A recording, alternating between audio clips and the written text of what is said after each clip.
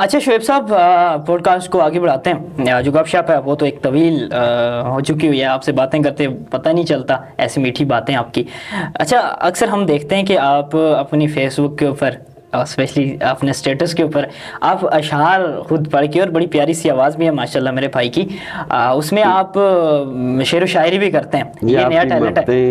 ہماری آواز اتنی پیاری تو نہیں ہے، ہم ویسے کوشش کرتے رہتے بہت ہیں. کمال آواز ہے اور بڑی خوبصورت آپ شعر و شاعری کرتے ہیں. میں چاہتا ہوں کہ جو اختتام ہے اس کا، وہ آپ ہمیں کچھ سنائیں شعر و شاعری سے، تو اس سے ہم اختتام کریں. کیا کہتے ہیں؟ منیب، ویسے شعر و شاعری ہم کیا کرتے تھے، ایک ٹائم تھا، ایک وقت تھا.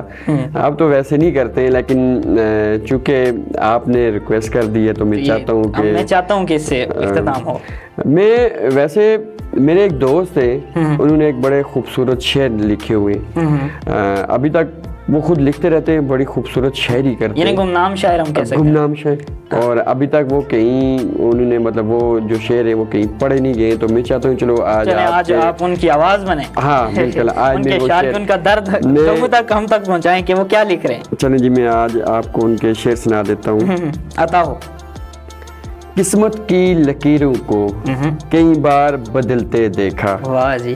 اس وقت کے دائرے کو کئی بار پلٹتے دیکھا. ایسا ہی ہے. ایک شخص کے عشق میں ہم خود کو ہی بلا بیٹھے، ٹھیک. نینو کے ساگر میں جب خود کو اترتے دیکھا.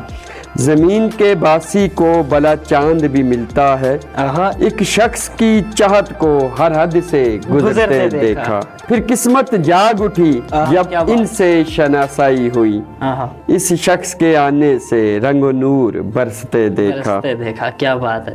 اس کی قربت کے دن کیسے بیت گئے، جیسے خواب خیالوں میں یہ وقت گزرتے دیکھا.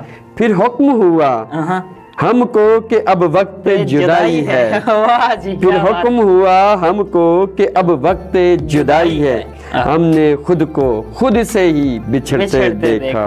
کیا بات ہے جی. اس کے جانے سے بہاریں بھی روٹھ گئی، اس دل کی نگری کو شب و روز اجڑتے دیکھا. نور آج بھی ہم نے خوابوں میں اکثر اپنی روح کو اس کے لیے جگڑتے دیکھا. قسمت کی لکیروں کو کئی بار بدلتے دیکھا، اس وقت کے دائرے کو کئی بار پلٹتے دیکھا. کیا بات ہے جی. بڑے خوبصورت اشعار ہیں جی. بہت جی. یہ ان کے جو شعر و شاعری، اس میں مجھے ایک شعر ان کا بڑا اچھا لگا. یہ شعر ایسا ہے کہ یہ پورا درد بیان کر رہا ہے نا.